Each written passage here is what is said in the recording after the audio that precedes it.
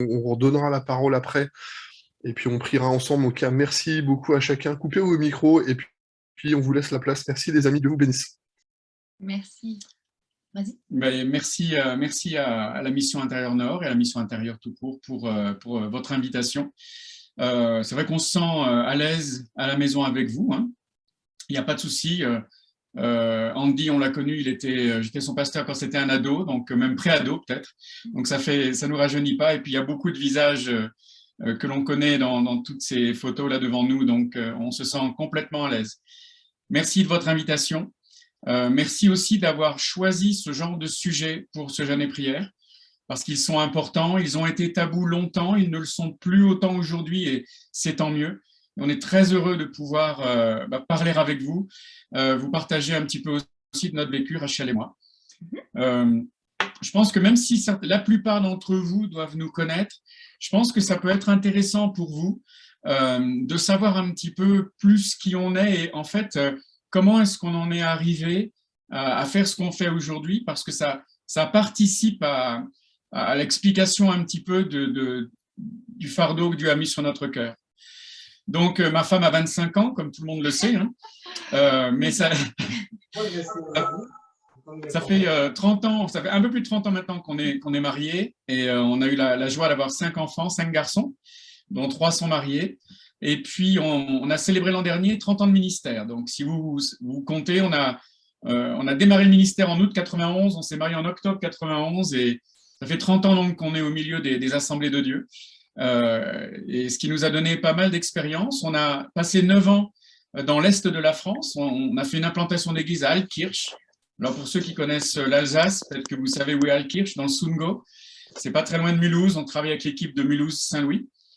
Puis on travaille aussi avec le Pépé Dupré, qui est le grand-père de Rachel. On travaille dans un centre de réinsertion pour toxicomanes, repris de justice et puis femmes maltraitées. Ensuite, la dernière année, on était sous la présidence de Dominique Moureau et on est parti en Haute-Marne, à Chaumont, où là, on est passé sous la présidence de Jean-Marie Margrethe. On est plein de présidents, en fait. On a connu plein de gens différents. C'était assez sympa. Et ton formateur, c'était… Mon premier formateur, c'est Gilbert Regenbach. Le seul stagiaire de Gilbert, c'est Eric. Oui, le seul stagiaire officiel de Gilbert, c'était nous.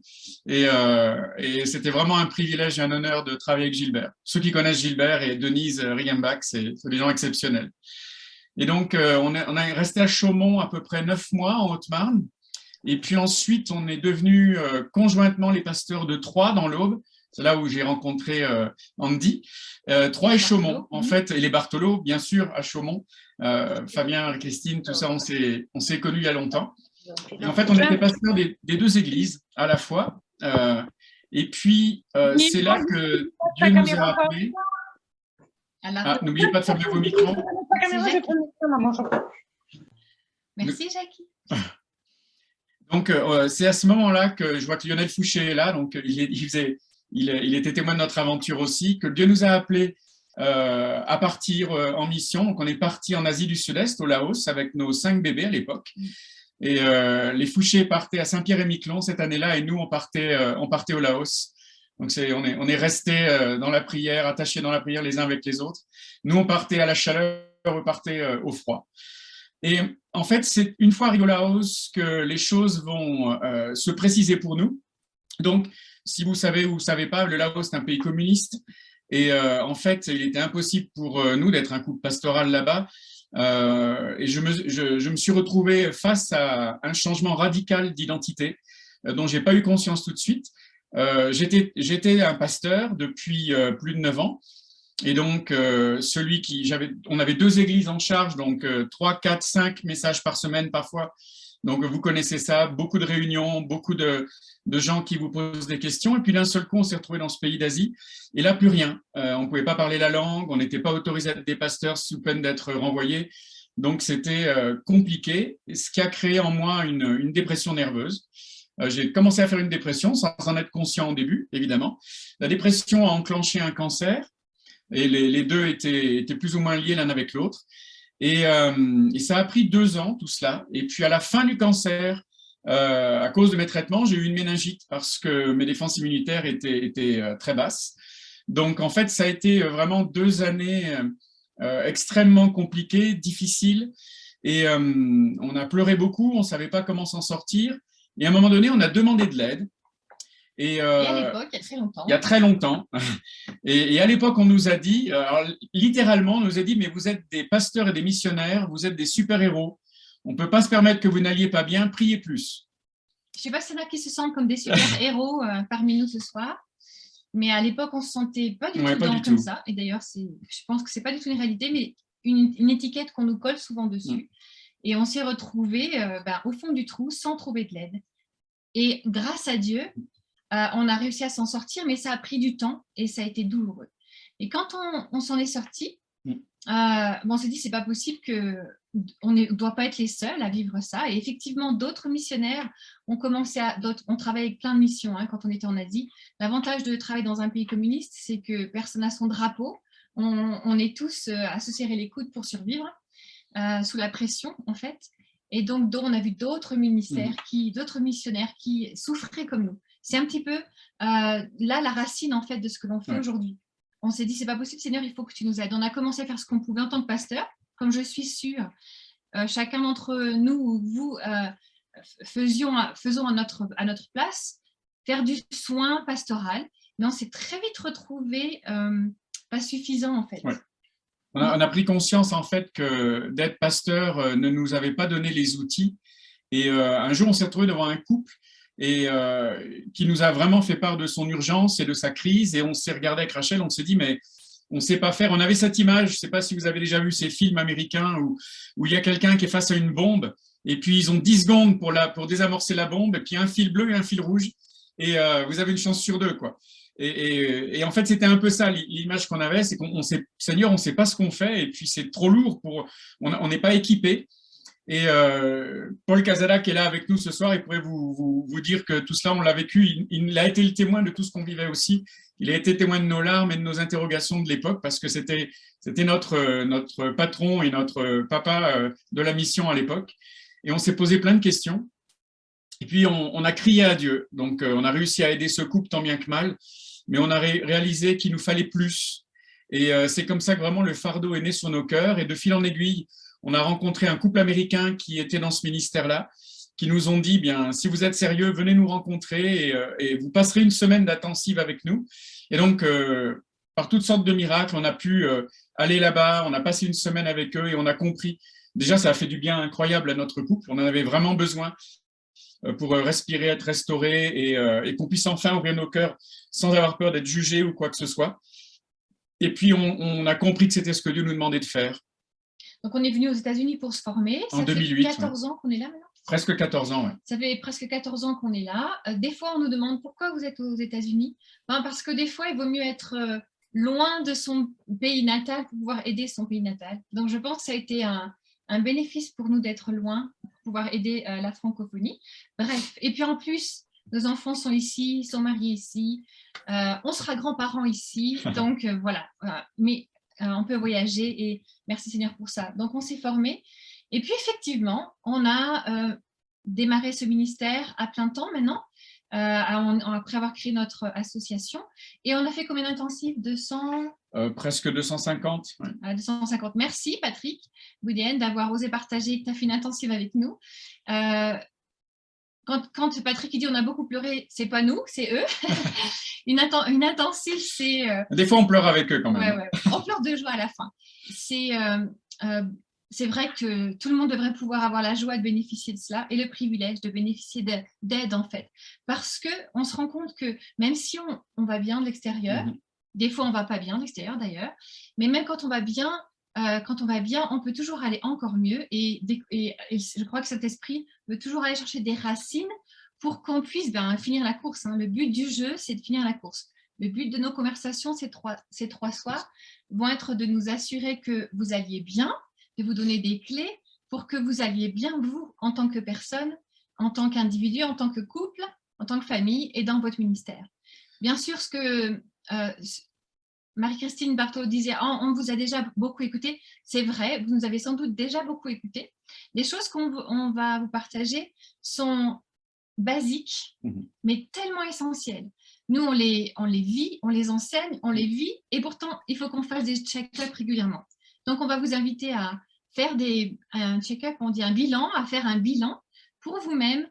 Je vous encourage à ne pas dire « Oh, mais ça, c'est vraiment, on sait, bien sûr que ça, on sait le mettre de côté ». Je vous assure que ça fait partie des choses qu'il faut ne jamais perdre de vue. En fait, quand on était missionnaire, avant de démarrer ce qu'on fait aujourd'hui, on faisait des tournées missionnaires à l'époque et on passait pendant un mois dans quasiment tous les 2 ou 3 soirs dans une église différente. Et on s'était fait la remarque, la réflexion avec Rachel que beaucoup en fait de couples pastoraux étaient dépressifs et étaient en fait pas forcément en crise l'un avec l'autre, mais vivaient une souffrance dans leur ministère. Avec un espèce de nuage lourd sur leur... Si on veut pas, si le mot dépression vous fait peur et que vous le mettez de côté, imaginez un nuage lourd sur les épaules en fait, ou sur le cœur, qui nous force à avoir un sourire quand on est en public, mais quand on n'est pas en public. Le visage est différent. Et en fait, on partageait à l'église sur la mission, puis le soir, quand on dînait avec le couple pastoral, comme on n'était là que pour quelques heures, mais on s'est rendu compte que c'était comme un catalyseur et les gens ouvraient leur cœur, quoi. Et on a vu des paramètres qui étaient tout le temps similaires. Un sentiment de solitude très grand, le fait de ne pas pouvoir partager avec les autres les fardeaux du ministère, les fardeaux qui étaient aussi sur le couple et la famille, et de peur d'être jugé, de peur qu'il soit exclu du mouvement ou bien mis de côté. Il y a plein de peurs à la fois, et beaucoup de choses qui étaient gardées à l'intérieur. Et on s'est rendu compte qu'en fait, c'était l'exception, et c'est terrible. Hein. À l'époque, j'espère que c'est mieux maintenant, je le crois, oui. Mais à l'époque, l'exception était presque le couple qui était heureux et qui vraiment s'épanouissait dans le ministère. Donc, c'était assez terrible pour nous de faire ce constat. Puis en même temps, on a compris qu'il y avait une vraie souffrance. Et je ne sais pas si vous vous souvenez, pour les plus anciens, de ce livre, à un moment donné, qui parlait de « Ces malades qui nous gouvernent ». C'était sur les présidents de la République et les différentes maladies cachées des présidents de la République, et qu'ils taisaient, qu'ils cachaient pour justement que l'on ne pense pas qu'ils étaient altérés dans leur capacité. Mais on s'est rendu compte que c'était la même chose au niveau du corps pastoral et des couples pastoraux. Il y avait beaucoup de souffrance, mais tout était caché parce qu'il n'y avait pas de moyen d'en parler d'une manière sécurisée sans risquer quelque chose. Et en fait, cette solitude, on s'est rendu compte qu'elle était un facteur aggravant et que le ministère, finalement, combien de fois on a entendu cette phrase, notamment de la part des épouses, mais pas que le pire jour de leur vie, c'était quand ils étaient rentrés dans le ministère et qu'il y avait eu un tel impact sur leur couple qu'ils le regrettaient amèrement. Et c'était vraiment terrible d'entendre ça. Et moi, je me rappelle mon formateur, Dominique Moureau, l'un de nos formateurs, qui nous avait dit le ministère est là normalement pour épanouir qui nous sommes, mais pas pour détruire qui nous sommes. Et on s'est dit il y a une séparation, il y a une dichotomie entre les deux, et c'est pas normal. C'est pas possible que Dieu nous donne un ministère pour qu'on en souffre d'une telle manière. On va essayer de rendre la session de ce soir, puisque c'est tard pour vous aussi, interactive. Et puis, si vous nous connaissez, ça fonctionne mieux pour nous. Donc, première, on va vous poser une question. À votre avis, alors vous pouvez, soit vous écrivez dans le chat, soit vous ouvrez votre micro pour dire votre réponse, ou mince.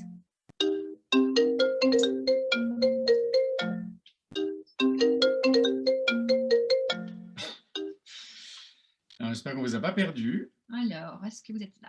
Ouais, on est là, c'est bon, tu peux y aller. Ouais. Alors, il faut juste que je vous retrouve sur les écrans. On a eu un appel entrant, désolé. Désolé. J'ai essayé de le couper sur mon téléphone, mais il n'y a rien à faire. Bon, je vais continuer de parler pendant que je vous cherche. Donc, plusieurs options. Soit vous écrivez dans le chat, soit vous ouvrez votre micro et vous parlez. Vous pouvez aussi nous écrire en privé. Hein. Vous savez comment ça marche dans les Zooms, un message direct. Et vous pouvez... si vous avez des questions, vous pouvez dire que vous avez un ami qui se pose une question, hein, bien sûr. Mais à votre avis, quelle est la première cause de consultation quand un couple pastoral ou missionnaire vers des gens comme nous viennent nous voir, à votre avis, quelle est la raison numéro 1? Alors, on attend vos réponses. À votre avis, raison numéro 1, quelle est la problématique la plus importante qui envoie les gens chez nous? Peut-être des conflits. Ok, des conflits. Ok, ça peut être des conflits internes, famille, ou des conflits dans l'église. Le burn-out. Quelqu'un met la sexualité, effectivement. La souffrance. Sexualité, ok. Découragement. Découragement, oui. Problèmes dans le couple. Comment? Peut-être des problèmes dans le couple pastoral. Des problèmes de couple. Problèmes relationnels, solitude, désengagement, difficultés dans le couple, etc. Solitude. Les limites dans le couple, différence entre la maison et l'église. Oui, oulala, oui, tout ça c'est bien. Tout ça c'est bien, la communication. Bien sûr. Ouais. Tout ça c'est bien. Vous avez raison. La colère. Vous avez raison, toutes ces problématiques sont vraiment des intimités dans le couple, des problématiques que l'on rencontre, mais ce n'est pas la racine numéro 1.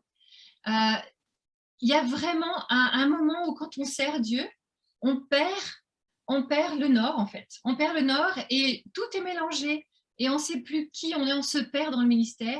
Et le ministère, pas Dieu, mais vient se mettre au milieu de...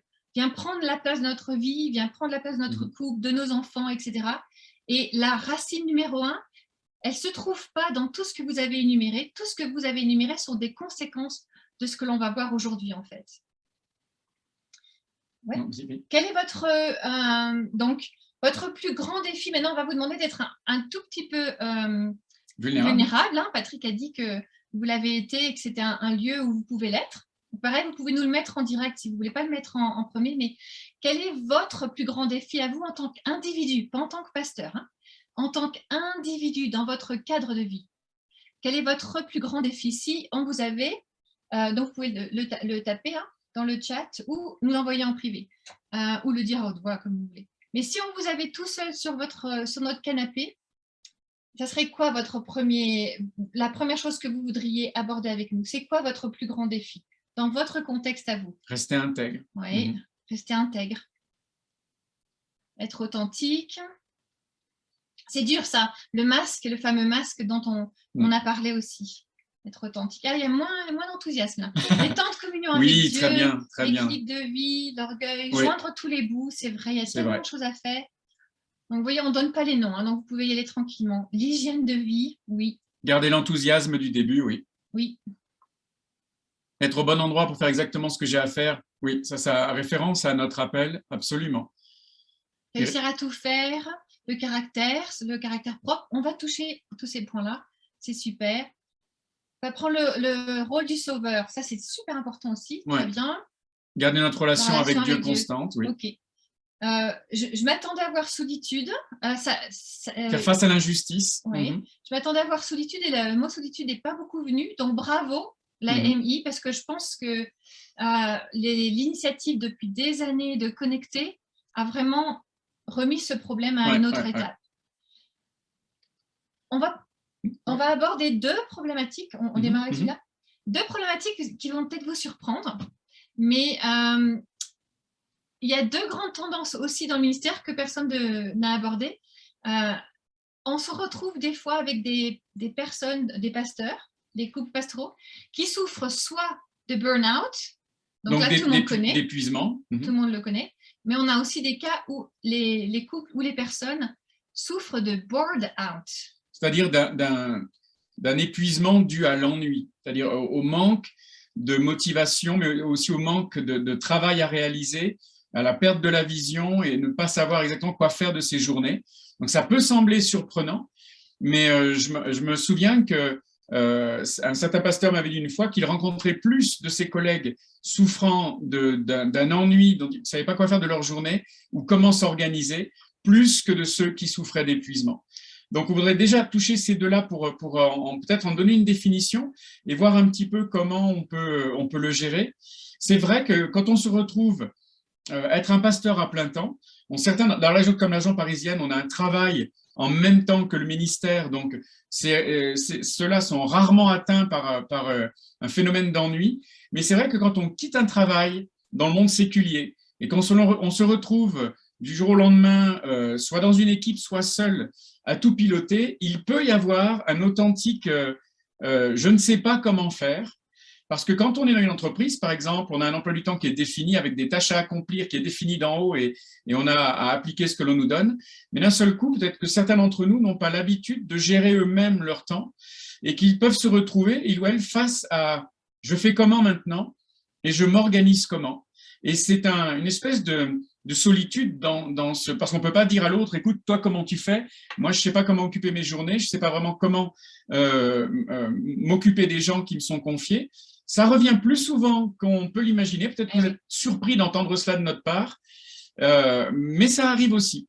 Et en fait, ça représente une vraie crise pour certains qui peut prendre plusieurs années à se résoudre parce qu'on est face à un emploi du temps qu'on doit monter nous-mêmes, on doit trouver nos activités nous-mêmes, on doit savoir comment faire, comment s'adapter à la taille de l'église qui est la nôtre. Certains, on a été avec Rachel, les pasteurs d'une église qui avait 10 membres, dont 7 c'était nos… Non, pas on n'avait pas tous les enfants, mais la moitié c'était notre famille. Donc on sait ce que c'est que d'avoir une petite communauté. Quand on était à Chaumont, on avait une quarantaine de personnes aussi. Donc, parfois, c'est vrai qu'on ne va pas appeler les gens tous les jours, savoir comment ils vont. Et on peut se retrouver avec, bon, mais maintenant, je fais quoi du reste de mes journées et ne pas forcément avoir l'autorisation de faire autre chose à côté. Donc, c'est une vraie question. Le burn-out, c'est littéralement mourir d'ennui. Donc, si jamais mourir d'ennui et perdre le sens de sa vie, si jamais c'était votre situation, et là on ne vous demande pas de réagir, à moins que vous vouliez le faire en privé, mais on ne vous demande pas de réagir. Encore une fois, c'est quelque chose qu'on a beaucoup rencontré. Un des bons moyens de s'en sortir, c'est d'arriver à se tourner vers l'autre, en fait.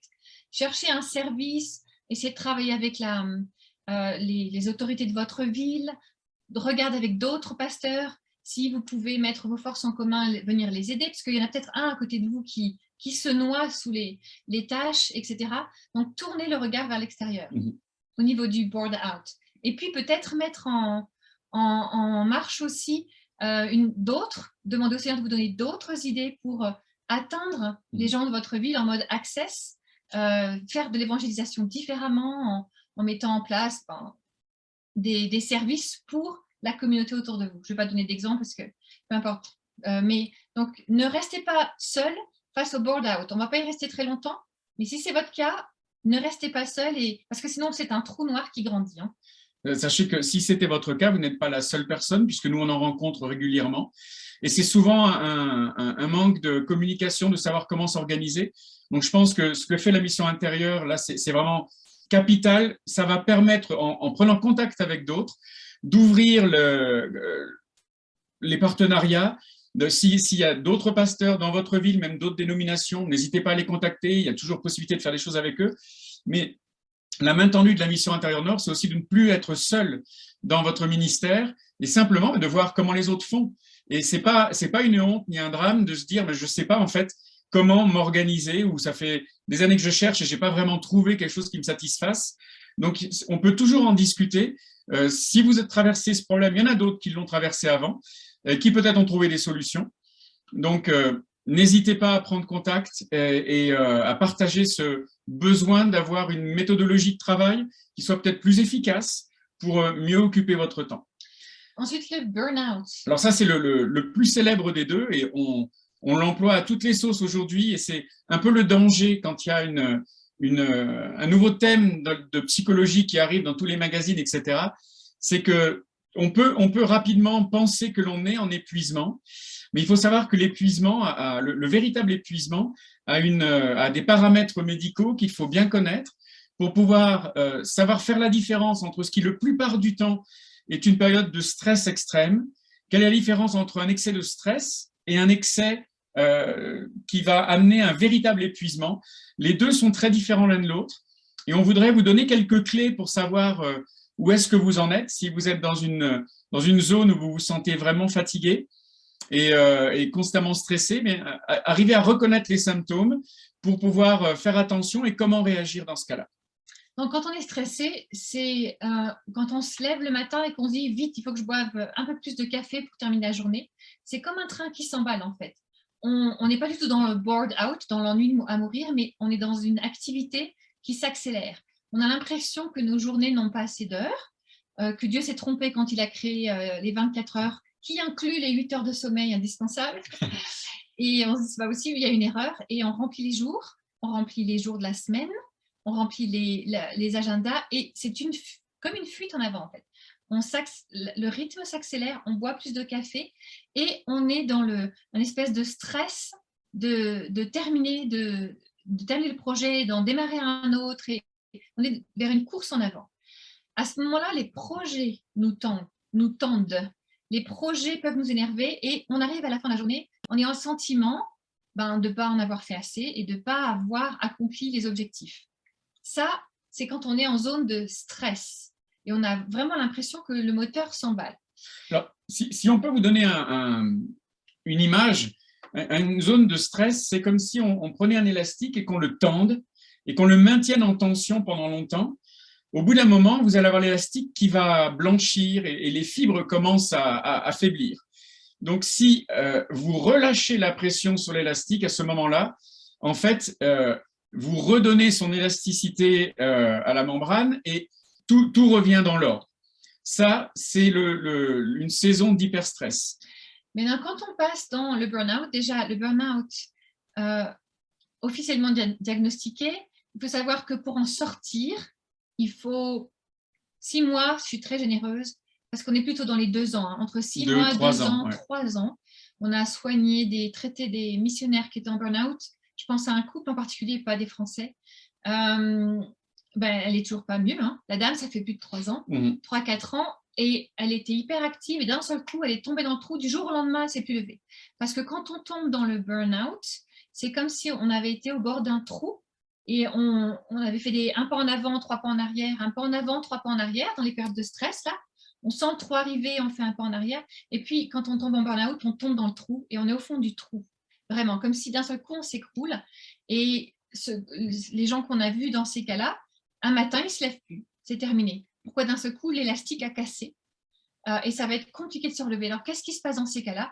On a l'impression que la pile est arrêtée. Vous savez, le petit lapin, c'était quelle pile? Duracell. Voilà, le lapin Duracell, d'un seul coup, il s'arrête. Il n'y a plus d'énergie. On n'est plus capable de gérer le quotidien. On n'est plus capable de se lever, de faire fonctionner sa famille, de prendre soin de soi. Parfois même, le corps lâche, donc on se retrouve à gérer des maladies, etc. Puis alors là, les projets, on s'en fiche, mais surtout les gens. D'un seul coup, les gens deviennent insupportables. Et c'est le drapeau rouge qui nous permet de dire à quelqu'un, attention, tu es au bord du burn-out, c'est quand d'un seul coup, les projets nous faisaient courir, et puis tranquillement, mais sûrement, les gens deviennent insupportables. Donc, pareil, ne le dites pas. Vous pouvez le dire en privé si vous avez envie, ou comme vous voulez, mais si vous sentez que dans votre quotidien, les gens vous énervent et que vous courez après les projets, c'est que vous avez un pied dedans, un pied dehors, et que vous êtes entre les deux. Le critère de basculement, c'est votre ressenti par rapport aux gens dont vous vous occupez et dont vous prenez soin. Donc, notre conversation aujourd'hui, elle n'est pas sur le burn-out, mais quand on tombe dans un burn-out, on a besoin d'une aide professionnelle. On va avoir besoin d'aide pour s'en sortir, pour pouvoir remettre les choses en place, et il y a espoir. Et vous aurez besoin à la fois d'un médecin, et si vous avez un psychothérapeute qui peut vous aider au travers de ces différentes étapes, c'est mieux. Donc, pour les deux, pourquoi est-ce qu'on vous dit ça? Pour, encore une fois, que vous ayez des clés pour que vous puissiez regarder là où vous en êtes. Et comment est-ce qu'on revient de cela? Donc, par rapport à l'hyperstress, comment est-ce que l'on guérit d'un hyperstress? Il faut déjà respecter des choses simples comme prendre un repos sabbatique toutes les semaines, on y reviendra, mais avoir un vrai sabbat toutes les semaines, pouvoir se décharger de ses responsabilités, c'est-à-dire partager le poids, le fardeau du travail qui est le vôtre, déléguer. Déléguer ne veut pas dire contrôler en plus, mais vraiment déléguer et faire confiance. Et avoir des nuits de sommeil, pouvoir débrancher pendant quelques temps, savoir prendre des congés régulièrement, parce que nous n'avons qu'un seul vaisseau qui est notre corps, et si on n'en prend pas soin, mais une fois qu'on est malade, le ministère s'arrêtera par la force des choses, le temps de la maladie.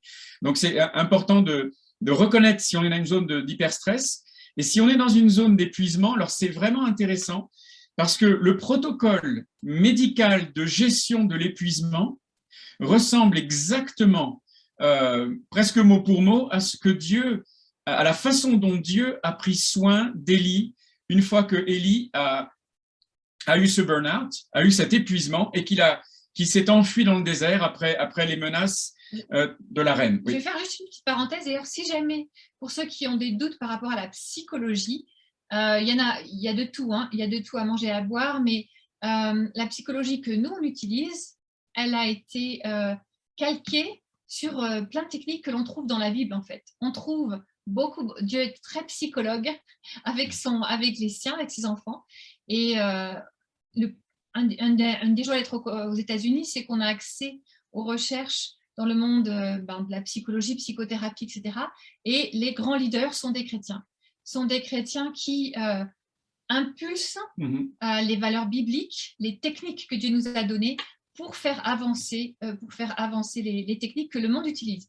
Le soin du post-trauma a été mis en place à la base par l'armée américaine qui a trouvé sa source dans des ressources bibliques et chrétiennes. Donc, toutes les techniques qui sont utilisées au niveau international, au niveau du post-traumatique, par exemple, aujourd'hui, si on remonte l'échelon, ça trouve racine dans des valeurs chrétiennes mis en place par des professeurs chrétiens. Donc, c'est toujours une bonne chose. Donc, effectivement, la Bible nous parle du comment soigner le burn-out. Donc, si vous sentez que vous commencez à en avoir assez des personnes, alors je dis pas un ras-le-bol passager parce que des chrétiens vous ont tapé sur le système ou sont difficiles, ça peut arriver pour tout le monde. Je ne parle pas de quelque chose de ponctuel, mais vraiment quelque chose, un sentiment qui s'est installé dans votre cœur, où en fait ce ne sont plus les problèmes de ce que vous avez à gérer, comme Rachel l'a expliqué, des projets, mais vraiment les personnes qui deviennent d'une manière chronique insupportable. Donc là, c'est vraiment un drapeau rouge. Et comment est-ce que Dieu a aidé son prophète? D'abord, il l'a envoyé au loin. Il l'a envoyé au loin, c'est-à-dire qu'il faut se retirer de la zone de stress. Alors pour certains, vous me direz, c'est plus facile à dire qu'à faire. Mais dans ces cas-là, il faut peut-être qu'on peut le signaler à la mission intérieure et dire là, j'en peux plus, je suis dans une zone où je sens que je suis presque en épuisement et j'ai besoin de prendre une pause. Alors, on prend 15 jours et on s'en va au loin. De la même manière que Élie a été envoyé au loin pour se mettre à l'écart de la source de notre stress. Ensuite, Dieu va nourrir son prophète et il va insister sur le fait qu'il se nourrisse et qu'il se nourrisse bien. En fait, ça veut dire quoi? Ça veut dire qu'on doit savoir prendre soin de notre corps. Et donc, il faut avoir une alimentation qui soit saine et équilibrée.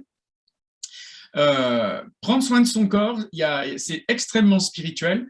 Je sais bien que Paul dit que l'exercice physique est utile à peu de choses, mais on oublie que Paul il construisait des tentes, donc il avait une activité physique. Et puis j'aime bien quand il dit à ses collègues, vous allez dans telle ville par bateau et moi j'y vais à pied. Ça veut dire qu'en fait, il pouvait passer des semaines à faire de la marche à pied, des heures par jour sans s'arrêter. Donc en fait, il avait de l'exercice physique. Donc prendre soin de son corps, c'est la deuxième étape. Et puis ensuite, donner du temps à Dieu pour nous parler et pour l'écouter simplement. En dehors de toute démarche ministérielle, simplement retrouver quelque part notre premier amour, notre relation d'origine avec Dieu, et c'est ce dont Élie avait besoin. Il a désappris certaines choses qu'il croyait savoir avec Dieu, puis il en a réappris de nouvelles dont il avait besoin à ce moment-là. Et c'est vraiment le même protocole que l'on trouve dans le monde médical pour sortir d'un véritable épuisement. Donc, s'éloigner de la source du stress pendant quelque temps, prendre soin de son corps, et puis ensuite passer du temps dans l'écoute de Dieu. Voilà, donc quatre grandes catégories.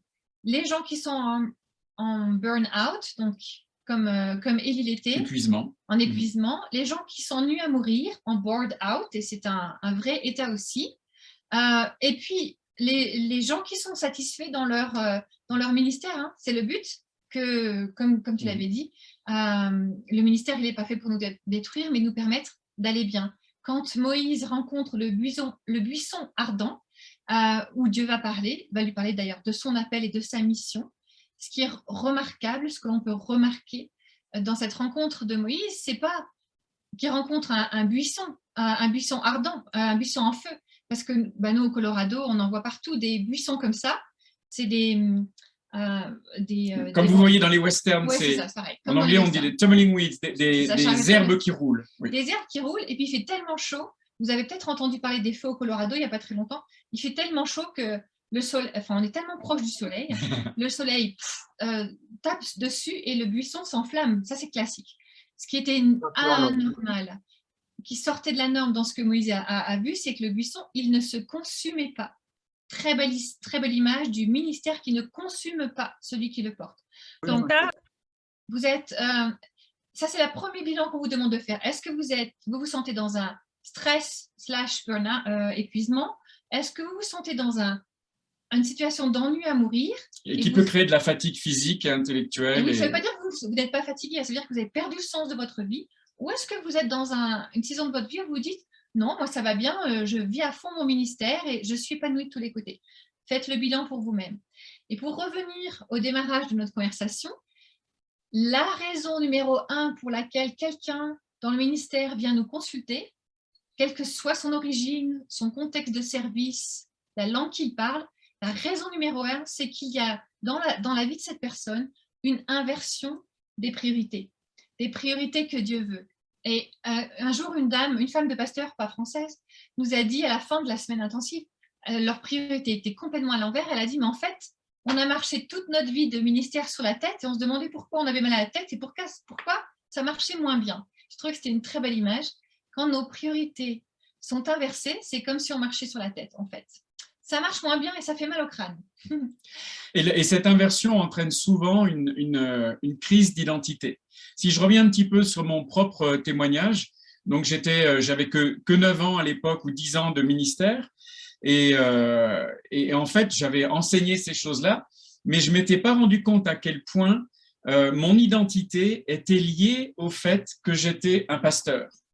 Et en fait, ce qui s'est passé, et ça a été une grâce, je peux le dire maintenant, c'est que quand Dieu nous a envoyés dans un pays où on ne pouvait plus être pasteur, on ne pouvait plus vivre le ministère de la façon dont on l'avait vécu jusqu'à maintenant, mais en fait, j'ai perdu le sens de qui j'étais. Et ce que j'étais sans être un pasteur n'était pas suffisant pour que j'y trouve mon identité en Jésus-Christ. Le fait d'être un simple chrétien, le fait d'avoir été sauvé par Jésus, tout ça n'était pas parti, bien entendu, mais c'est comme si ça ne me suffisait plus pour définir qui j'étais. Et je me suis retrouvé, parce que Dieu est maître de son appel, hein, il est maître de ses dons et de son appel, même s'il ne se repent pas de ses dons et de son appel, il y a des saisons dans notre vie, on le sait tous, hein. Plusieurs ici ont des cheveux blancs comme moi et d'autres n'ont plus de cheveux.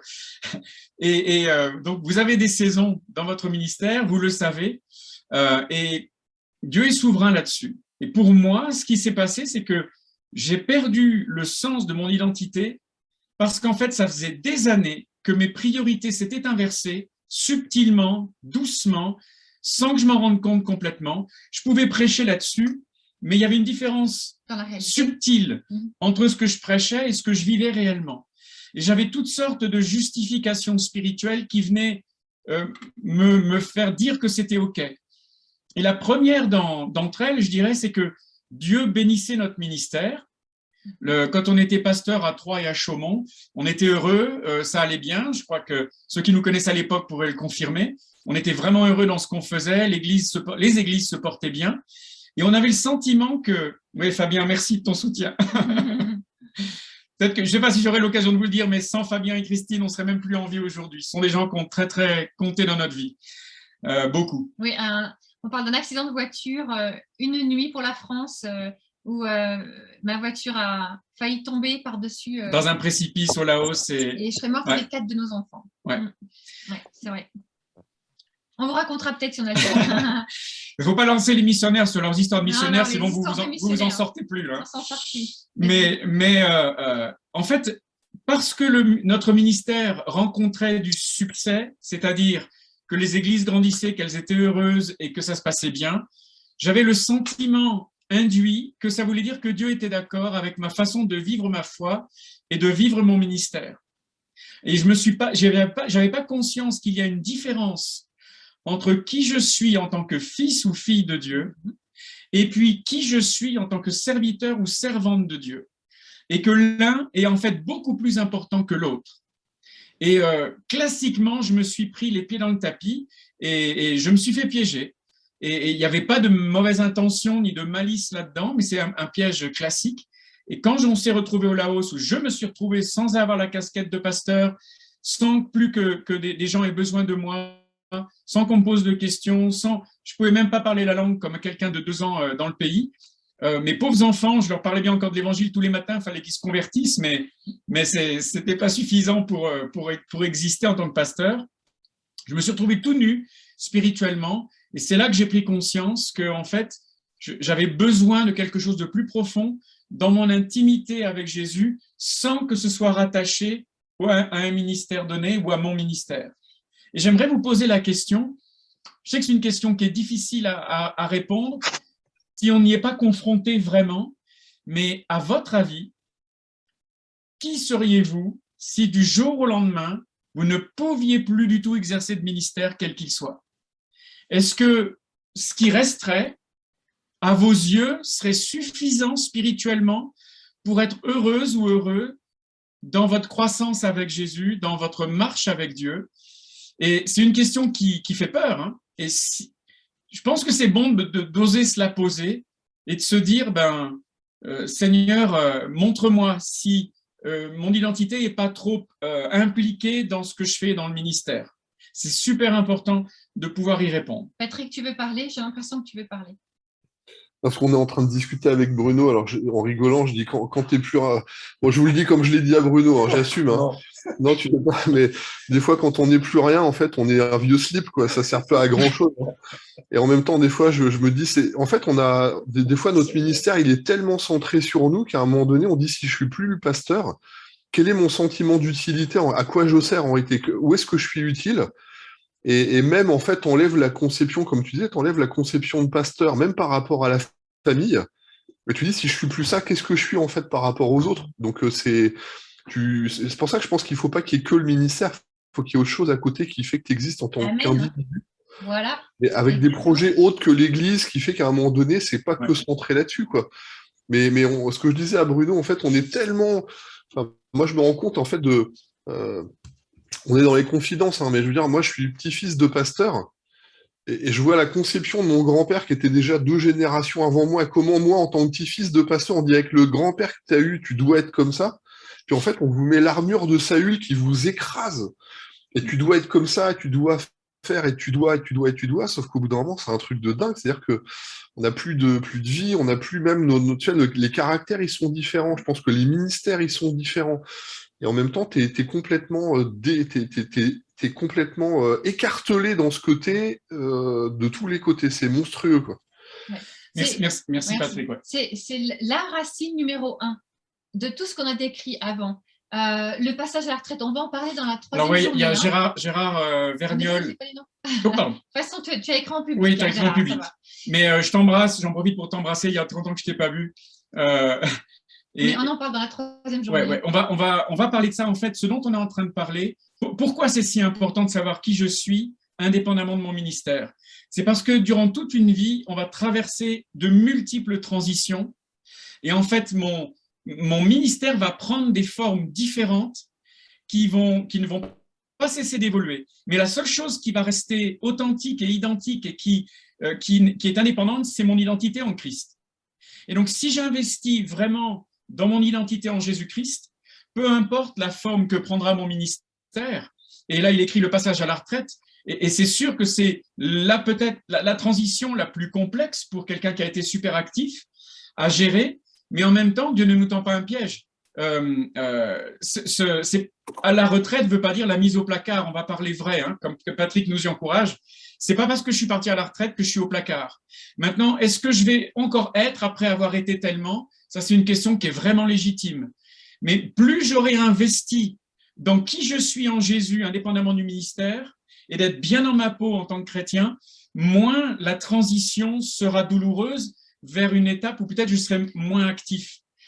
Et je pense que c'est vraiment super important de se poser cette question parce qu'on y sera tous, Dieu voulant, confrontés à un moment donné.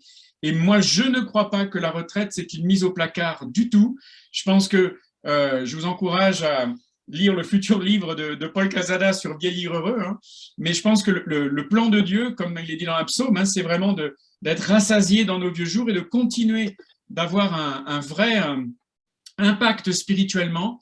Je pense qu'on a tellement accumulé d'expérience, de sagesse malgré nous parfois, qu'on est une source pour plein de personnes vers lesquelles des plus jeunes peuvent venir. Et on est loin d'avoir terminé notre... Tant qu'on a un souffle de vie, on n'a pas terminé notre ministère, quoi. On n'a pas terminé notre service pour Dieu. Et cette notion de être avant de faire, exactement, cette notion de être avant de faire, elle glisse très rapidement. Et si on n'y prend pas garde, on se retrouve dans le faire pour exister. Peut-être que vous nous avez entendu utiliser cette image, je vais la résumer très, très rapidement. L'image qu'on aime bien utiliser pour parler des priorités de Dieu, c'est une fonte. une champagne à fontaine. Une fontaine à champagne. En anglais, c'est dans l'inverse. Je me mélange. Une fontaine à champagne. Une fontaine à champagne. Donc, vous voyez l'image, hein, les verres qui s'empilent et vous avez un verre en haut. Le verre en haut, c'est ce dont on vient de parler. Notre relation avec Dieu, qui l'on est en tant qu'être, en tant qu'être humain, qui je suis, moi, en tant que fille de Dieu, et qui Eric est en tant que fils de Dieu, qui tu es toi en tant que fille ou fils de Dieu. Et ce premier verre à champagne, c'est la clé de tout le reste. Si vous avez déjà vu comment ça se déroule, le serveur verse du champagne que dans la première coupe. Et quand cette première coupe déborde, elle remplit le deuxième rang qui est, on en reparlera demain, mais le couple, quand il y a couple, mari et femme, puis le troisième rang qui sont les enfants, quand il y a enfants, puis le quatrième rang qui est le ministère, quand il y a ministère, et ensuite le reste, hein, ça se décline. Gardez cette image à champagne. On va parler, cette image de la fontaine, on va parler que du premier verre dans les 10 minutes qui nous restent, dans les 6 minutes qui nous restent. On va parler que du premier verre. Qui tu es, toi, pour qui tu es. Et c'est quelque chose sur lequel on travaille. Alors, comment est-ce qu'on y travaille?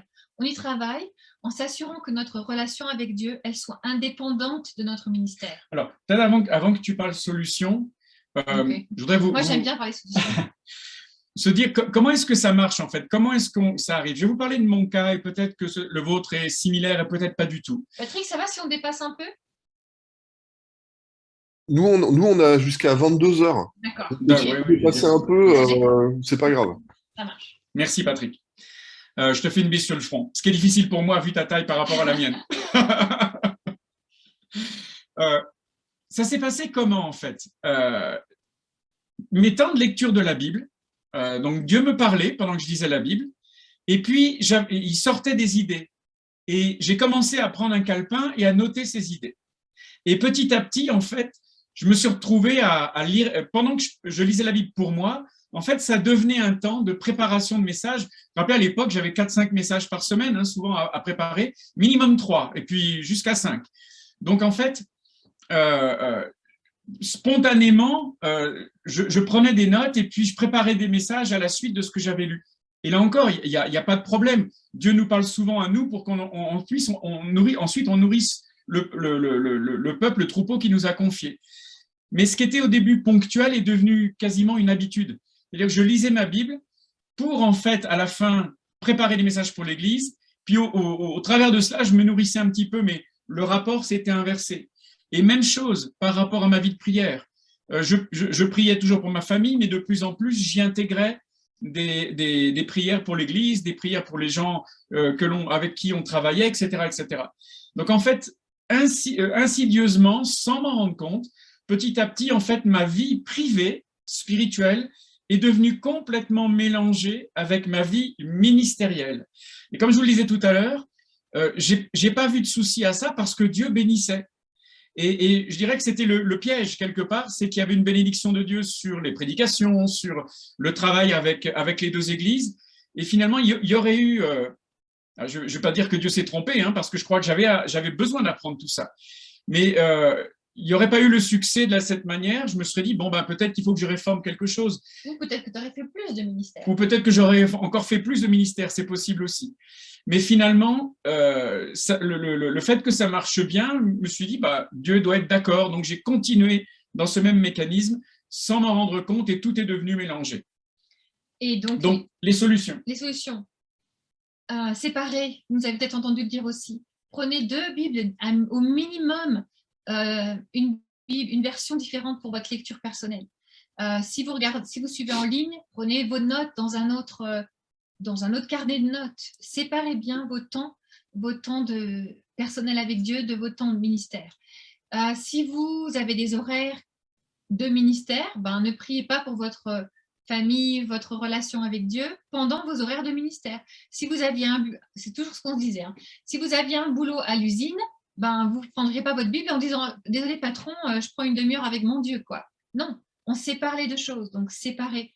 Encore une fois, c'est très simple, ce qu'on vous dit, c'est très basique, mais regardez si vous le faites encore. Je vous assure que même nous qui l'enseignons, il faut qu'on y fasse gaffe. Et inversement, n'invitez pas le ministère pendant le temps privé qui précède, quoi. Si vous travaillez depuis chez vous, avec le télétravail, etc., et que vous préparez vos messages sur tel coin de canapé ou sur un bureau, si vous avez de la chance, ben, faites votre temps avec Dieu ailleurs que sur ce coin-là. Prenez l'autre coin du canapé, tournez-vous dans l'autre sens, je sais pas, faites quelque chose au niveau pratique pour que les deux soient différenciés.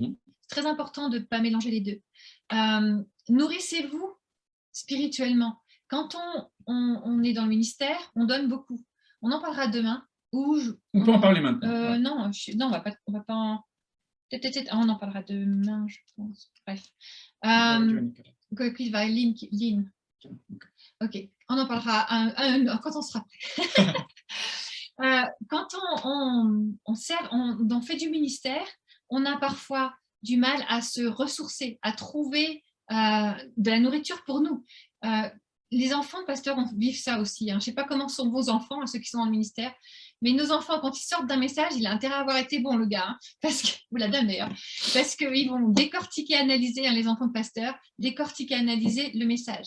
D'ailleurs, entre nous, les enfants de pasteurs, en anglais on appelle PK, c'est-à-dire Pastor's Kids, c'est une classe à part, c'est un groupe à part. Et ça vaudrait le coup, alors peut-être un jour, je lance la balle au bon à la mission intérieure, mais ça pourrait valoir le coup un jour de se pencher sur ce groupe vraiment très, très, très spécial qui a été étudié en long, en large et en profondeur aux États-Unis. Et vraiment, il y a quelque chose à faire pour que les enfants de pasteurs puissent trouver aussi leur identité, quoi. Ah voilà, j'ai retrouvé dans nos notes, on en parlera demain. Donc, je ne sais pas ce que vous faites pour vous ressourcer. Écoutez d'autres prédicateurs, si vous pouvez, dans d'autres langues. Cherchez des thèmes dont vous avez besoin de vous nourrir pour vous-même à l'extérieur. Ce qui est super, c'est qu'aujourd'hui, avec Internet, on a accès à plein de choses, alors des fois des mauvaises, mais aussi de très bonnes. Il y a des choses qui sont éloignées de nous.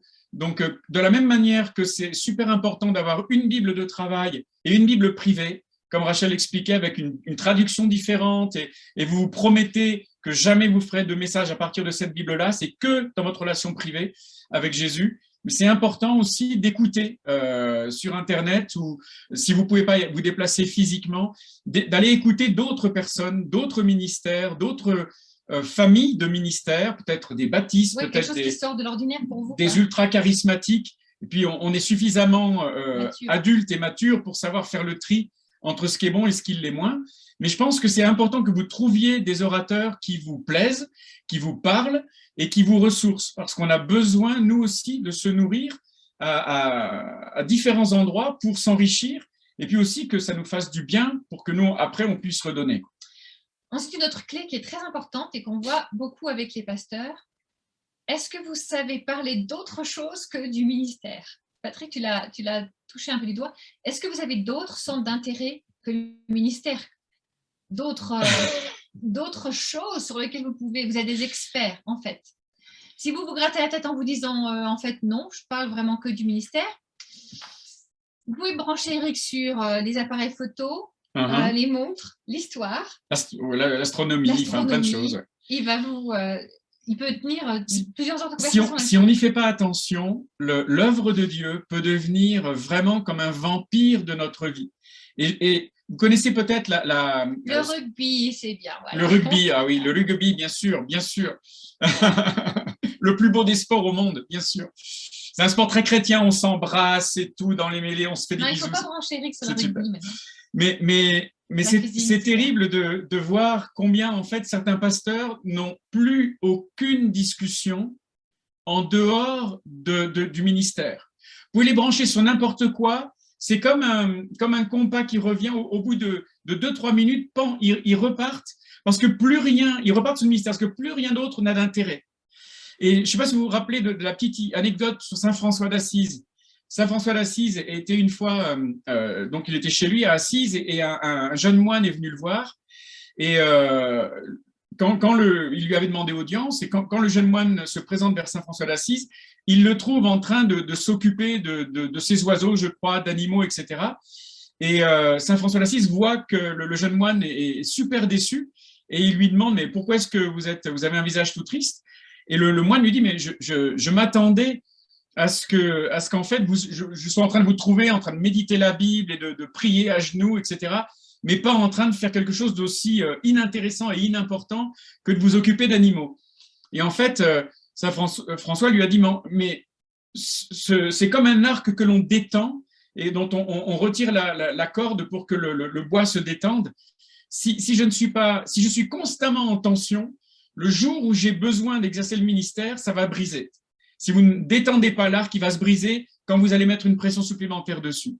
Et je pense que tout ce qu'on a dit jusqu'à maintenant aujourd'hui, c'est ça. Il faut vraiment que l'on apprenne à avoir un équilibre. Le ministère ne doit pas devenir toute notre vie. C'est à nous de le porter, ce n'est pas à lui de devenir notre réalité unique. Et donc, je pense que c'est extrêmement important d'être capable d'avoir des conversations et de s'intéresser à d'autres choses que simplement et uniquement le ministère, si on veut garder de la pertinence, de l'efficacité, de rester en contact avec la société à laquelle on parle et à laquelle on est responsable d'amener le message de Christ. Comment est-ce qu'on fait pour diversifier nos centres d'intérêt sans perdre le focus? C'est une bonne question. Oui, c'est bon ça. Et moi, je trouve que j'ai bien aimé une conversation que j'ai eue avec notre équipe technique à MLK. Un jour, je leur disais, mais comment les gars vous faites pour trouver des idées? Eric est en train de lire les commentaires. Pour trouver des... Je viens de rencontrer, il y en a qui prient Saint-Patrick ici. Donc, on revient à l'équipe tech. Notre équipe tech à MLK, je leur demandais, comment vous faites pour trouver des nouvelles idées tout le temps? Et ils me disaient, en fait, il faut qu'on sorte du contexte de la créativité et qu'on fasse complètement autre chose pour pouvoir revenir et être créatif. Et une de nos belles filles, elle fait du créatech aussi, pour leur église d'ailleurs, aux États-Unis. Et on avait exactement la même conversation au moment quand ils étaient là pour Noël. Elle me disait, toutes les semaines, je dois créer des choses pour le service, etc. Il faut que mon esprit sorte pour revenir. Donc, comment est-ce qu'on fait pour diversifier? Il suffit de garder un équilibre au niveau des quantités. Encore une fois, je vais prendre une image que vous connaissez, peut-être que vous enseignez, mais elle est parlante. Quand on réfléchit aux priorités, on peut visualiser avec une bassine. Quand moi, j'étais à l'école, donc je n'ai pas 25 ans, j'en ai le double, presque, bientôt. Quand j'étais à l'école, il y a longtemps, en éducation, en cours de physique, Sciences naturelles, sciences physiques, on nous avait donné un seau plein de sable, des gros cailloux, des petits cailloux et des moyens cailloux, et il nous avait dit, il faut tout mettre dans la bassine. On étudiait les volumes, évidemment. Et si vous commenciez par mettre le sable, les cailloux ne rentraient pas. On met d'abord les plus gros cailloux, puis les moyens cailloux, puis les plus petits cailloux, puis le sable, qui va remplir tous les trous. C'est exactement la même chose avec les priorités de Dieu. Le focus de notre vie restera malgré tout le ministère. Mais chaque caillou, chaque positionnement doit prendre sa place avant qu'on puisse vider le seau du ministère, du sable. Donc, encore une fois, quand on s'évade avec notre esprit, avec nos mains pour les créatifs, etc., on ne va pas être moins efficace. Au contraire, on va être rafraîchi. J'aimerais vous dire, par exemple, je ne sais pas si vous avez lu un livre qui est sorti récemment qui s'appelle « La science et Dieu », je crois. C'est un livre qui parle de beaucoup de sciences, d'astronomie, de physique, de chimie, de l'histoire de la science. Et c'est absolument fabuleux. Et en fait, au travers d'autres choses que l'on étudie, on ne perd pas le focus par rapport à Dieu parce que quand Dieu dit à Abraham, si tu peux un jour compter les grains de sable au bord de la mer et les étoiles dans le ciel, tu pourras briser mon alliance avec toi. On se rend compte aujourd'hui en fait que c'est impossible de faire ni l'un ni l'autre. On peut donner des estimations, mais il y a quasiment autant de galaxies qu'il y a de grains de sable. Donc c'est assez fabuleux. Et en fait, on peut voir la gloire de Dieu dans plein d'autres choses et en revenir enrichi. Mais pour notre équilibre personnel, et pour pouvoir être encore plus efficace et pertinent et rester pertinent malgré les années qui passent, je pense que c'est super important de rester intéressé en fait à plein d'autres choses et ne pas avoir peur de perdre le focus parce qu'évidemment ce serait tragique si on perdait le focus du ministère pour faire autre chose, mais que l'on garde ce focus dans tout ce que l'on fait et d'y voir quelque part la main de Dieu. Allez, on vous challenge avec... vas-y. Après, on vous challenge avec 2 derniers points, mais en fait 3 parce que, vas-y. Quelque chose que j'aimerais vous challenger avec, qui me fait du bien à moi, qui me parle à moi et que je fais sans doute pas assez souvent pour moi-même, je me suis rendu compte il y a longtemps déjà, mais ça m'a aidé de me rendre compte que ma vie de prière, c'était en fait des temps de louange et d'adoration, des actions de grâce, des moments de prière. Et quand j'avais fini de parler, j'avais fini de prier. Tu raccrochais le téléphone. Et en fait, oui, je raccrochais le téléphone. Mais finalement, il n'y avait pas énormément de place pour Dieu. C'était évidemment, il peut nous parler comme il veut, mais c'était comme un monologue qui partait de mon côté et qui s'arrêtait là. Et donc, j'ai pris conscience, notamment avec l'intensif qu'on a fait pour se préparer à ce qu'on fait aujourd'hui, de l'importance des temps de silence. Et je pense que, en tant que pentecôtistes et protestants, on a un peu rejeté certaines choses qui sont très pratiquées par le monde catholique, notamment de la contemplation et des temps de silence devant Dieu. Et moi, je voudrais vous mettre au challenge, peut-être 1 heure par semaine, de contempler, de vous mettre dans la nature. Dans l'épître de Paul aux Romains, chapitre 1, Dieu nous dit qu'il parle au travers de sa création. Puis il y a plusieurs psaumes qui en parlent aussi, et d'autres endroits encore, que la nature, en fait, est un langage par lequel Dieu s'exprime.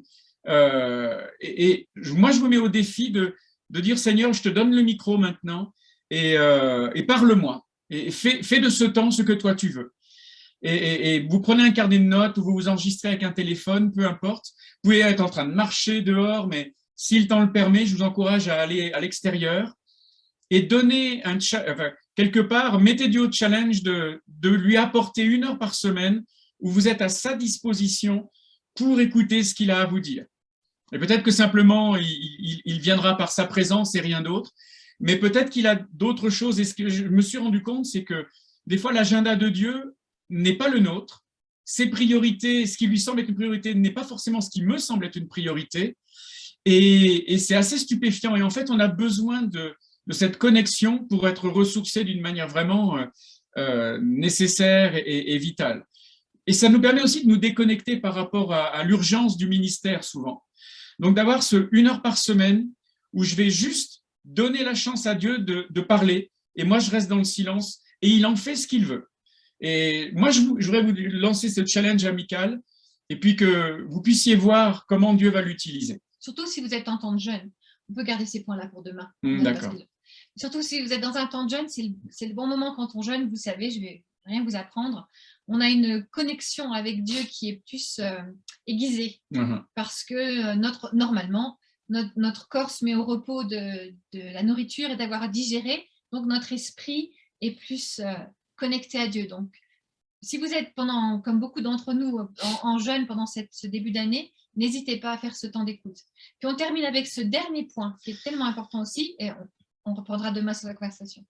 Personne d'entre nous, il ne nous viendrait pas à l'esprit de ne pas respecter, tout le moins de faire notre maximum pour respecter les 10 commandements, qui semblent être je dirais, la fondation basique de la marche avec Dieu. Une fois qu'on est en Christ, on va respecter les 10 commandements. Il ne nous viendrait pas à l'esprit d'aller tuer notre prochain, etc. Et pourtant, souvent, il y a un commandement que l'on piétine, alors même qu'il a attrait à Dieu plus qu'il a attrait à nous, mais c'est celui d'avoir un jour de repos. Et souvent, en tant que pasteur, et je lève la main pour me désigner coupable. On y travaille. On y travaille. Mais c'est un travail constant. Eh ben, c'est le commandement que je vais violer le plus facilement. Et toujours avec de bons raisonnements, à savoir que c'est pour le ministère, ou c'est parce qu'il y avait une urgence, ou c'est parce qu'il y a toujours une explication. Il faut vraiment que je me fasse violence pour m'y tenir. Et c'est un combat. Et je voudrais vous encourager à y réfléchir à nouveau.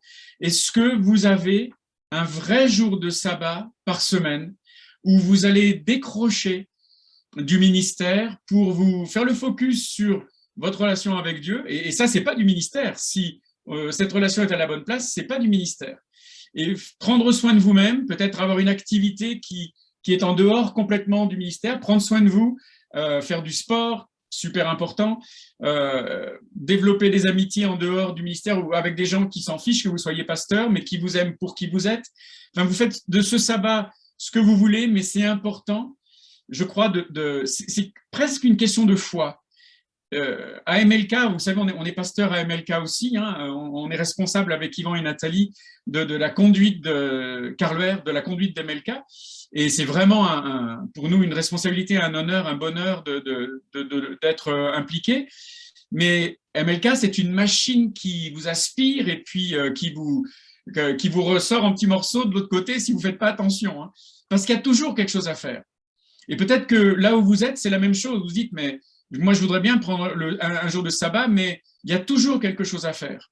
Mais moi, je voudrais vous mettre au challenge. C'est presque une question de foi. Est-ce que je crois que la parole de Dieu est toujours vraie et que quand Dieu a dit qu'il avait pris un jour de repos et qu'il nous encourageait à faire de même, est-ce que c'est toujours valable aujourd'hui?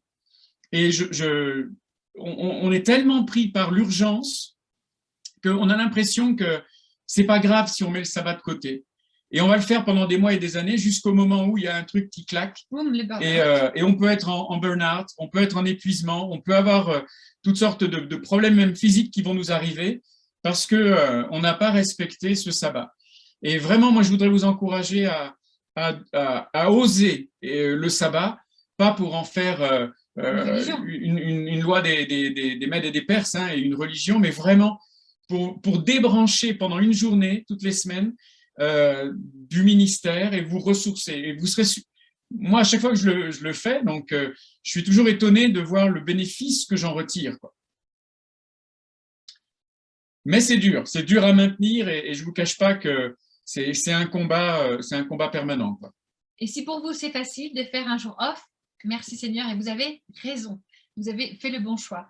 Donc on a touché quelques clés des racines, on continuera demain soir. Est-ce que vous avez des questions ou des choses que vous voulez partager, vos conseils à vous dans les domaines qu'on a touchés? Parce que demain on continuera et mercredi alors, aussi. on veut donner une interactivité maintenant à cette partie. En même temps, le temps il commence à être tard de votre côté. Mais si vous avez envie que l'on ouvre des discussions sur ce qu'on vient de partager, allons-y. Et Patrick, tu peux reprendre la main. Merci Eric et Rachel, vraiment merci beaucoup pour vos partages et les témoignages. Le format n'est pas forcément... on a du temps ensemble. Ce qu'on veut, c'est écouter Dieu, chercher Dieu pour qu'il y ait des choses pour nous qui nous parlent. Donc voilà, s'il y a peut-être quelques points où il y en a un ou deux qui veulent réagir ou partager un témoignage ou une expérience, et puis on laissera Eric et Rachel réagir, en tout cas pour avoir le bénéfice de votre présence et merci du temps que vous passez avec nous. C'est vraiment notre privilège. Merci pour votre invitation.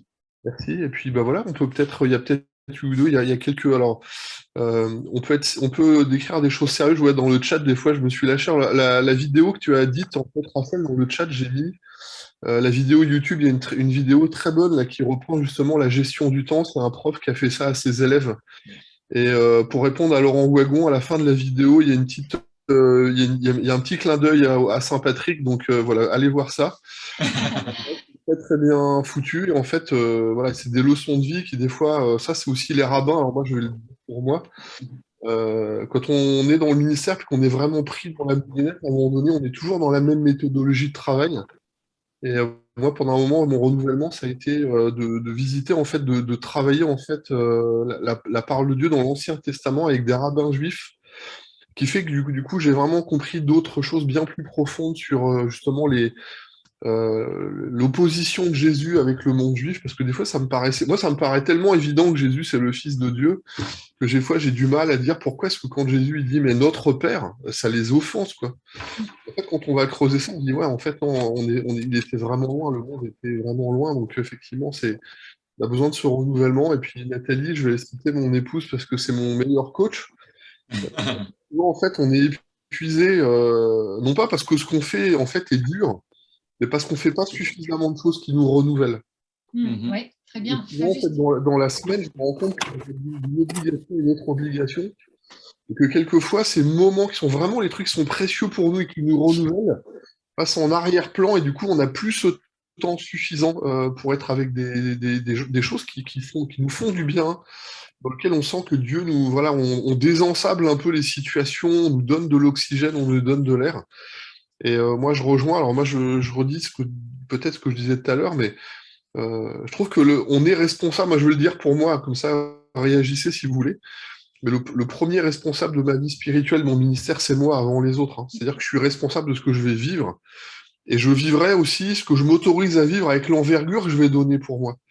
Ce qui fait que, il me semble qu'en fait, à un moment donné, même des fois, dans nos vies, enfin, pour moi, j'ai des fois des aspects de ma vie spirituelle qui est étriqué, non pas parce que Dieu me donne pas les occasions, mais parce que moi, je ne saisis pas les occasions de Dieu pour aller dessus. Donc voilà, je crois que c'est bien. Moi, je bénis Dieu. Alors, j'ai eu la chance dans les derniers temps de ma vie là, de rencontrer des gens un peu à l'autre bout du monde qui m'ont renouvelé dans ma vision, qui m'ont challengé dans mes compétences. Et honnêtement, ça m'a fait du bien de me frotter à des gens. Et là, je vois, il y a un verset qui m'anime, le faire aiguise le faire. Et il n'y a personne, si vous n'allez pas vous frotter avec des gens qui peuvent vous renouveler, bah, vous restez émoussé en fait, hein, c'est un peu mou. Hein. Et je pense qu'il faut oser se donner les moyens, déguiser les choses. Je reviens, je vends les semaines intensives avec Eric et Rachel. C'est un investissement. Et je m'en parlais tout à l'heure avec Bruno. Si l'éducation coûte cher, l'ignorance coûte encore plus cher. Waouh, ça c'est vrai. À un moment donné, de vous donner les moyens, parce que c'est un investissement, je pense qu'à long terme, il y a un retour et Dieu se sert de tout ça. Mais quand on ne se donne pas les moyens, à un moment donné, on perd tout en réalité. Donc, il faut se donner les moyens de rencontrer des gens, de voir un séminaire, d'aller rencontrer des gens qui sont motivants. Et je pense que ça, c'est chouette. Donc, merci. Hein. Merci Patrick. Il y a Pascal Blain-Nouveau. Bonjour Pascal. Salut Eric. Caroline voulait partager un témoignage. Oui, quand vous avez parlé des moments qu'on passe avec le Seigneur, en anglais on appelle ça a quiet time, c'est un moment tranquille avec le Seigneur. Et je crois que Dieu, il est très créatif et il veut que ces moments soient vraiment des moments créatifs avec lui. Et je me rappelle une fois, j'ai dit au Seigneur, qu'est-ce que tu veux qu'on fasse pendant mon quiet time, pendant ce moment avec toi? Oui. Est-ce que je prends ma Bible? Et j'ai senti le Seigneur me dire, tu vas écrire une lettre à ta meilleure amie. Et je me disais, bah, ça c'est pas très spirituel ça, c'est pas le moment d'écrire une lettre. Mais j'ai senti vraiment que le Seigneur vous m'entendez, ça va? Oui, très bien Caroline, très bien. Oui. J'ai senti vraiment que le Seigneur me poussait à écrire cette lettre. Donc je l'ai écrit, je l'avais invitée, donc c'est ma meilleure amie, je l'avais invitée à passer Noël chez nous, et puis voilà, je pose ma lettre, et puis voilà, je continue. Peu de temps après, donc elle reçoit la lettre, elle me répond, cette lettre est arrivée au moment où j'en avais tellement besoin. Oui, je viendrai pour Noël avec grand plaisir. Tout ça pour dire, c'est que le quiet time, le moment qu'on passe avec le Seigneur, c'est pas forcément lire la Bible, prier, faire ceci, faire cela. Ça peut être plein d'autres choses. Et je vous encourage vraiment à vraiment dire au Seigneur, qu'est-ce qu'on fait aujourd'hui? Qu'est-ce que tu as envie qu'on fasse ensemble? Parce que Dieu, c'est un papa qui veut tellement nous parler, nous inspirer, et puis on peut vraiment vivre des choses vraiment incroyables avec lui. Amen. Merci super, Caroline. Ouais, je voudrais vraiment donner aussi un petit témoignage qui va dans le sens de ce que tu dis, Caroline. Dieu est vraiment un Dieu créatif et qui n'est pas religieux. Et pour ceux qui me connaissent, je suis passionné de photographie. Et il y a des moments quand j'ai besoin de m'évader. Allez sur l'Instagram d'Eric, vous comprendrez. et je prends mon appareil et je vais faire de la photo. Ce que je préfère, c'est la photo de rue.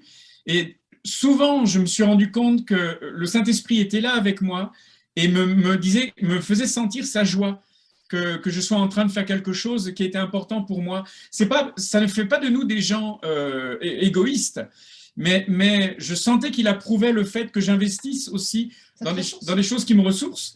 Et ça me réénergise pour le ministère et puis pour la vie tout simplement après. Donc oui, merci. Merci Caroline. Sortons de nos cadres parce que Dieu souvent a plein d'idées en dehors de nos cadres. Mais en fait, tu as même notre vocabulaire. Quand tu parles comme ça, tu as même notre vocabulaire parce qu'en fait, on dit ce qui est spirituel, c'est prier, lire la Bible. Moi, je lis par exemple, c'est à l'air l'évangile pur et sans tâche, c'est visiter les veuves et les orphelins. Et donc, en fait, même dans la compréhension, tu dis lire la Bible, c'est quand même plus que. Non, et Dieu, il dit visiter les veuves et les orphelins, c'est ça l'évangile qui est pur et sans tâche.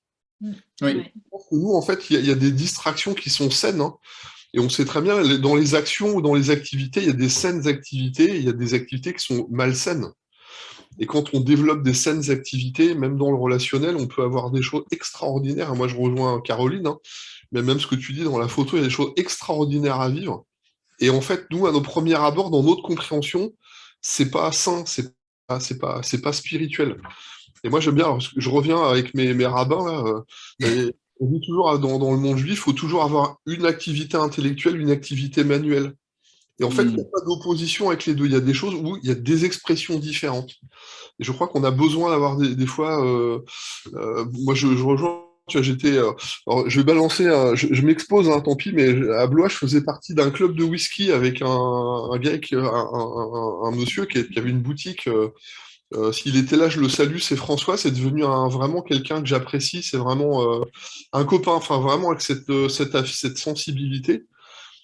En fait, la première fois que j'ai fait une dégustation de whisky avec lui, j'étais avec des gens que je connaissais pas. Je lui dis bonjour, je m'appelle Patrick, je suis pasteur. Et je vous avoue que le gars était le verre à la main devant moi et il m'a mis un vent, mais mortel. Il m'a regardé, il m'a tourné le dos, il s'est barré. Fin de la conversation. Et là, et en fait, je me suis dit, mais t'es qui en fait là? Et dans ce monde-là, t'es personne. Oui. T'es vraiment, mais personne de personne. Il a fallu apprendre à comment dialoguer avec ces gens-là, comment être à leur écoute, comment tendre la main. Et en fait, j'ai fait des rencontres extraordinaires. Et en fait, c'est pas tellement le whisky, la qualité des rencontres était en fait la vraie joie, c'était d'écouter des gens, ils racontent leur vie, puis à bout d'un moment, ils ont appris que j'étais pasteur et j'ai pu avoir des témoignages hallucinants en disant les choses. Mais la première fois, je me suis pris mais un vent, mais un râteau de platine, hein. Ça a été vraiment quelque chose qui m'a marqué. Ouais, tu as tout à fait raison. Ça, Merci, c'est un des points qu'on voulait pas pour demain, mais je vais le dire en 2 phrases. Est-ce que vous avez des amitiés en dehors qui vous connaissent sans savoir que vous êtes pasteur? Si c'est pas en place dans votre vie, voilà un domaine qui vous permet de garder l'équilibre et de la discipline.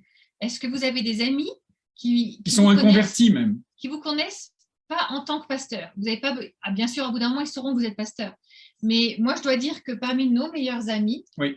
C'est des inconvertis. Bon, on prie pour qu'ils se convertissent, mais quand ils ont besoin, ils nous demandent de prier, mais on les a rencontrés, c'était des inconvertis et ils sont des amis très proches de nous, en fait. Hein. Ouais, très donc, cher, ça permet de garder l'équilibre. En tant que pasteur, pour sortir du patois de Canaan et d'un monde qui tend à être clos et à fermer sur lui-même, et encore une fois, pour qu'on reste pertinent, il faut absolument qu'on ait des amis inconvertis, mais de vrais amis, pas dans le simple but de les amener à la foi, bien entendu. C'est le but ultime, parce qu'il faut qu'ils soient sauvés, mais simplement pour eux, quoi, pour eux-mêmes. Mais notre amitié n'a pas démarré en se disant « Ah, on va pouvoir les évangéliser. Hein. » On a dit « Ah, chouette. » Ils nous connaissent juste en tant qu'Éric et Rachel, c'est super. Alors, il y a ça change la vie. Andy qui a un témoignage. Oui, bonsoir à tous. Quand j'ai commencé le ministère, il y a un témoignage qui m'a marqué. C'était un jour, alors que j'étais avec le pasteur qui me formait, on avait reçu un homme qui, dans un entretien, et il nous explique sa vie. Il me dit, ben voilà, j'étais pasteur, j'étais à fond dans mon église, jusqu'à oublier ma famille. Et il a perdu non seulement sa famille, mais son poste aussi de pasteur, en fait. Et du coup, il s'est retrouvé sans rien. Il a lâché la main de Dieu, et puis voilà, quoi. Donc, ce témoignage m'a beaucoup challengé, parce que je me suis dit, c'est pas ça que je veux ressembler, en fait. Dans mon ministère, je veux pas un jour me retrouver en me disant, où est ma famille, où j'en suis aujourd'hui. Mais c'est pas facile au quotidien, parce que c'est vrai que le ministère est challengeant, où ça peut vite prendre du temps, vite prendre de l'ampleur. Et jusqu'à maintenant, c'était il y a peut-être 8 ans de cela, cette rencontre avec cet homme, et ça, c'est toujours challengeant, quoi. Comme quoi on peut croire tout avoir et tout perdre, en fait, d'un seul coup. Absolument, Andy. Et merci Andy pour ton témoignage. Il y a une remarque de Benjamin Besnard, salut Benjamin, sur laquelle j'aimerais bien rebondir et qui en fait nous amène à se poser la question, est-ce qu'il est systématiquement nécessaire d'être dans le ministère à plein temps? Alors, ma réponse à ça n'est absolument pas d'empiéter sur une éthique du mouvement ou quoi que ce soit. Hein. Mais je vois par exemple, c'est une question que moi je me suis posée depuis de nombreuses années. Et nous, on a commencé le ministère en travaillant en étant bivocationnel. Et avec le Pépé Dupré, pour ceux qui l'ont connu, c'était pas possible de faire autrement de toute façon. Donc, on travaillait avec des toxicomanes en même temps qu'on faisait un travail ministériel. Mais je pense qu'il y a une vraie valeur, aussi longtemps que cela est possible, concrètement, à rester bivocationnel. Je sais que sur Paris, l'immense majorité des ministères ont un travail sur le côté. C'est une culture parisienne qui est rendue nécessaire à cause du coût de la vie sur la région parisienne. Mais je pense qu'au-delà de cela, il y a vraiment un intérêt dans le sens où ça nous garde un contact avec le monde dans lequel on vit qui est plus intime, qui nous garde une pertinence, qui nous permet de savoir où en sont les gens, qui nous permet d'être en contact avec leurs besoins essentiels et donc d'ajuster la façon dont on amène le message et puis les réponses qu'on amène à leur situation. Et encore une fois, nous, quand on faisait du travail de développement, donc quand on était au Laos, j'ai eu la possibilité de travailler avec le ministère de l'Éducation nationale laotien, d'être en contact avec le vice-ministre de l'Éducation, de me rendre compte qu'il venait de la même école que moi, de diplomatie à Paris, enfin des trucs incroyables. Et en fait, j'avais un contact avec tout un monde qui ne m'aurait jamais rencontré, que je n'aurais jamais rencontré si j'étais resté purement dans un ministère. Donc, je pense que c'est peut-être pas pour tout le monde, mais c'est vraiment une question qui est pertinente et qui vaut la peine d'être posée.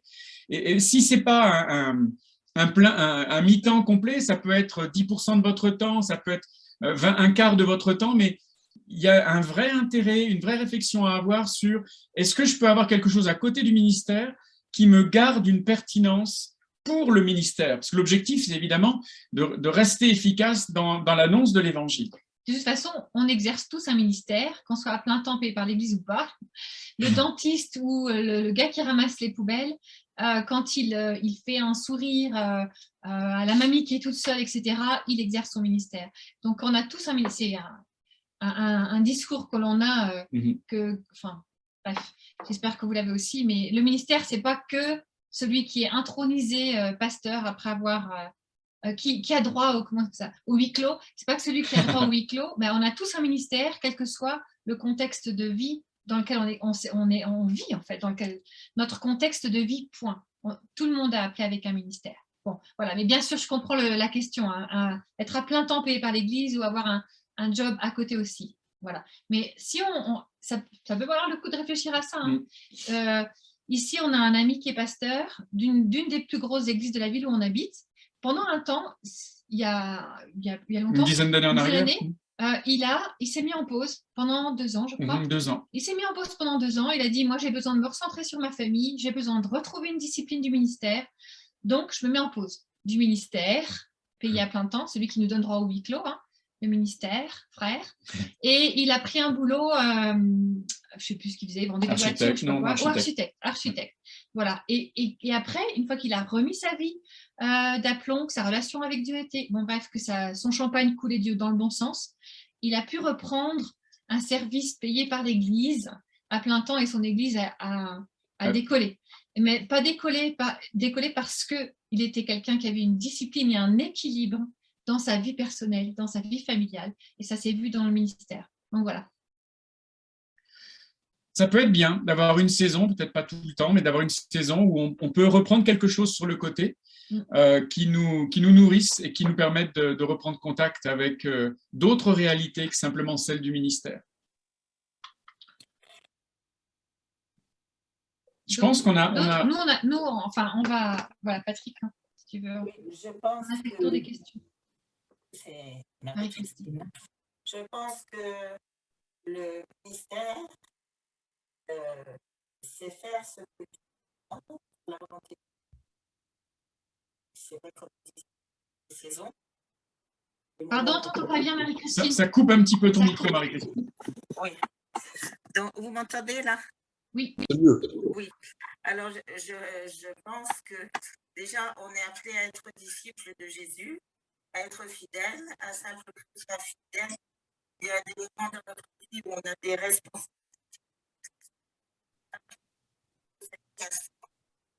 Le Seigneur peut orienter notre vie différemment, mais ce qui compte, c'est de faire ce que Dieu nous demande en accord avec la parole. Ce qui est écrit dans la parole. Oui, c'est l'obéissance, hein, c'est ça que tu veux dire. Voilà. Parce que moi, je sais que par un moment, j'étais donc à l'église de Chaumont, on y était pendant plus de 20 ans. J'ai eu des responsabilités dans cette assemblée.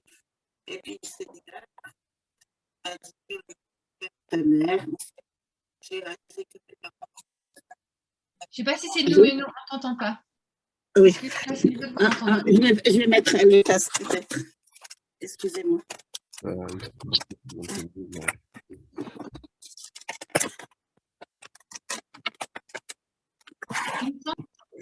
Sens, mais je ne suis pas sûre. Est-ce que là, ça va mieux? Vas-y, oui. Voilà. Excusez-moi, je ne voulais pas prendre tout ce temps-là. Mais c'est-à-dire qu'il y a eu un temps dans notre vie où on était, enfin pour ma part, j'ai eu différentes responsabilités dans l'Église. Et puis, je me suis rendu compte que mes parents âgés, par un moment, j'étais venue parce que j'avais un de mes parents qui était hospitalisé, donc il fallait venir être avec maman. Et à ce moment-là, je me suis rendu compte qu'il y avait besoin d'un accompagnement. Et le Seigneur m'a dit, honore ton père et ta mère. Donc, on a dû, après plus de 20 ans, laisser l'église de Chaumont avec nos amis, même des personnes de la, même la famille. On s'est éloigné de nos enfants qui étaient avec nous, par exemple.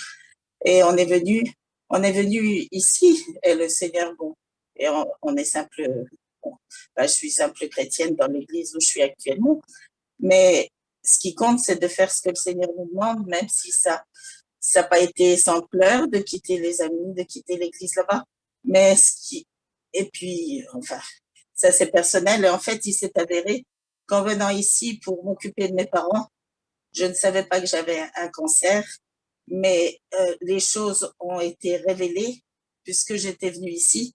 Le Seigneur a gardé ma vie, il a pris soin de moi et tout a été conduit pour que je sois guérie. Mais si j'étais restée à Chaumont à ce moment-là, ça aurait été peut-être les douleurs à la mort. Donc, il faut faire confiance à Dieu quand il nous donne des directions selon sa parole. On est dans la bénédiction et puis même si on est moins en vue, c'est pas ça qui compte. Oui, c'est lui le maître de la moisson. Voilà. Ce qui compte, c'est de faire, même si ce sont des petites choses, faire ce que le Seigneur nous demande. Et puis quand les années passent, on se sent plus faible, on est dépendant de la grâce de Dieu. On en fait peut-être moins, mais on est dans le Seigneur et c'est ça qui compte. Voilà. Et on se rapproche de l'éternité. Voilà. Merci Marie-Christine. Il y a une réflexion d'Adrien qui est intéressante et qui est à tout le monde, donc on peut la lire ensemble. Une erreur à éviter en tant que serviteur, c'est d'idéaliser le ministère. Et oui, peut-être qu'à un moment donné, on a mis le ministère sur un piédestal. Moi, j'ai souvent rencontré des collègues qui, en fait, étaient comme prisonniers d'une tour d'ivoire, dans ce sens où c'est comme si le ministère les avait positionnés dans une situation où ils étaient au-dessus des autres. Et parce qu'ils étaient au-dessus des autres, alors c'est dans le non-dit, hein, mais on le voit dans la pratique, mais en fait, ça les isolait. Et parfois, en tant que chrétien, on peut aussi être responsable de mettre les personnes qui ont un ministère de la parole, comme on dit, hein, dans une position supérieure à nous, alors qu'en fait, l'Écriture est claire, on est serviteur du troupeau, pas au-dessus du troupeau, et si on le conduit en marchant au même endroit qu'eux marchent, quoi. Donc, il est possible qu'on ait un peu rétabli comme une prêtrise vétérotestamentaire et avec le ministère que l'on a. Et en fait, on a créé cette espèce de tour d'ivoire dans laquelle les pasteurs sont enfermés, qui fait que on peut plus communiquer. Et je me suis rendu compte des fois que dans notre inconscient, c'est comme si je ne veux pas vous choquer en disant ça, mais c'est juste une réflexion personnelle. Dans l'inconscient collectif d'une église, souvent pour les pasteurs, le seul adulte… Pas votre église à vous, hein, bien sûr. Le seul adulte, quelque part, spirituellement, c'était le pasteur. Et puis les chrétiens, c'était comme des ados éclairés, mais qui avaient toujours besoin de se référer à l'adulte, le pasteur, pour avoir des réponses de Dieu, avoir un conseil, etc. Et donc, c'est comme si on avait établi un référentiel de valeurs et que le pasteur était redevenu l'intermédiaire entre Dieu et les hommes. Et ça, je pense que c'est un piège dans lequel on a pu tomber, qui a créé cette solitude, qui a renforcé cette solitude du ministère et le fait de ne plus pouvoir dire quand on est un pasteur, ben moi aussi j'ai des tentations, moi aussi j'ai des combats dans la chair, moi aussi des fois j'ai des doutes dans ma foi, moi aussi j'ai besoin de grandir comme tout le monde, etc. etc. Donc et nous sommes simplement des hommes, et parfois même encore plus sujets aux attaques de l'adversaire, justement à cause du ministère. Donc c'est vraiment intéressant cette réflexion, et peut-être que vous pouvez aussi avoir une remarque par rapport à ça.